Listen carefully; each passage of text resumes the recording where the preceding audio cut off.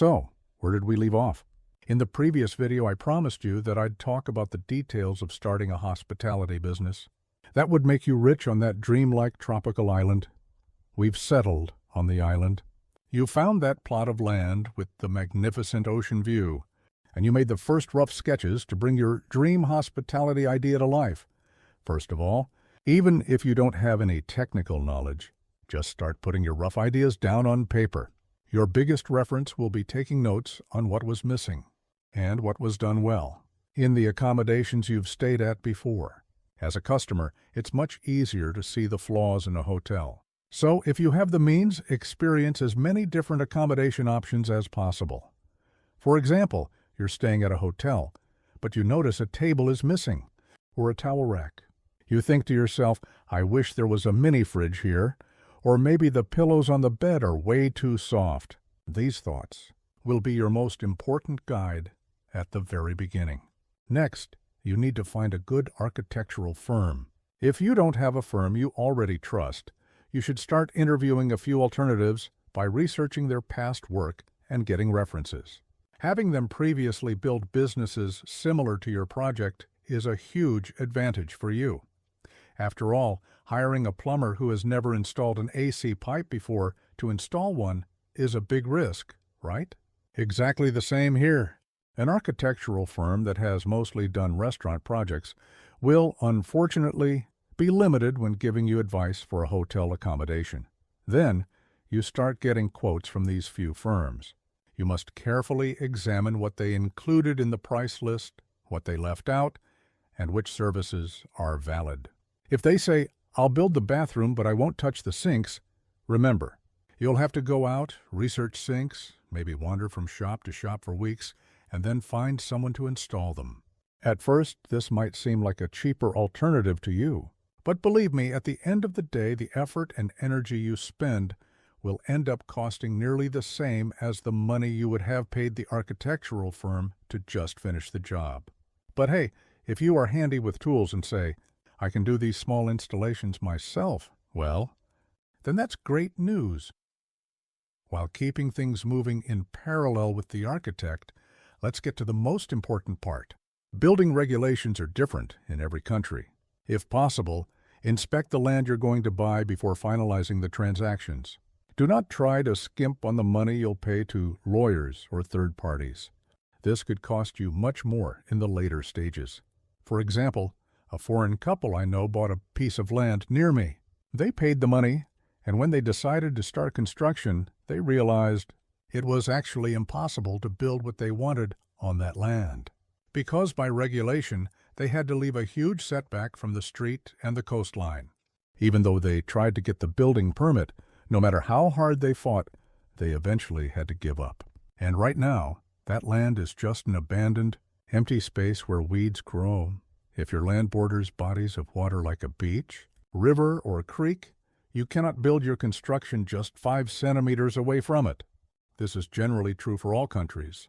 Or let's say you directly border a main road or a medium-sized street. From there, you might need to leave a space of 5 to sometimes even 10 meters from your land. If the municipality wants to widen the road in the future, you will have to give up that area. Otherwise, you might even face the risk of your building being demolished. You must bring officials from the authorized departments to check and confirm these things before finishing the land purchase. Of course, I'm mentioning this stage assuming you've already checked from the start that the land doesn't have agricultural or farm status. You brought the officials, had the necessary inspection done, and after leaving as much space from your land as they said, you still have enough area for your construction. The architect made the necessary drawings, and you agreed on the design. After the drawing, let's come to the materials you will choose. At this stage, the location of your land is the most important factor for the material to be selected. Let's say your land is in a very dry, cold place, and you're thinking of an accommodation for the winter season. What is the most important thing? Go on, guess. Of course, it's making sure our guests' butts don't freeze. Therefore, you will need materials that have very good insulation and will retain the heat of the rooms well. If you cheap out at this stage and say, Let me use this cheap material for the walls. Or, oh, its insulation isn't good, but these wall tiles look amazing.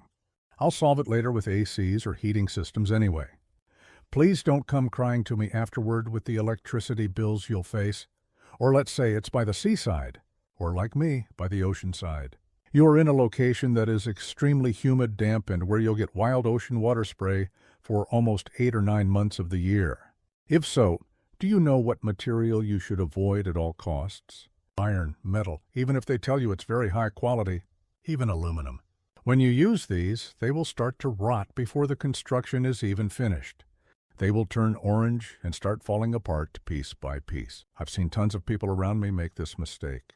After using metal materials, even before the roof was finished, everything had rotted, and they had to redo it all from scratch.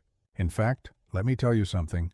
Sometimes you'll see that even the metal bars you used in the foundation of the construction rot, bleeding through the concrete and leaving orange streaks.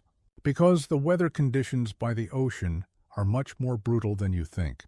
You feel like that salty water coming from the ocean is working overtime, just to rot your building as soon as possible, within just a year. In fact, sometimes within just 6 months. Now, I can hear you asking, so which material should I use? The safest bet at this stage is concrete.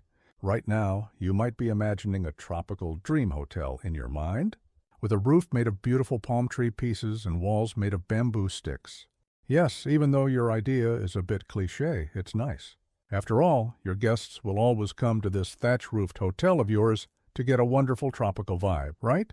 Well, first, consider the equipment expenses you'll have to spend for fire risks.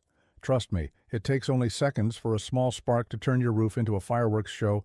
Next, the various animals like squirrels, mice, and insects of a variety you can't even imagine that will settle inside them. Their absolute favorite places are those roofs you made from dried palm leaves.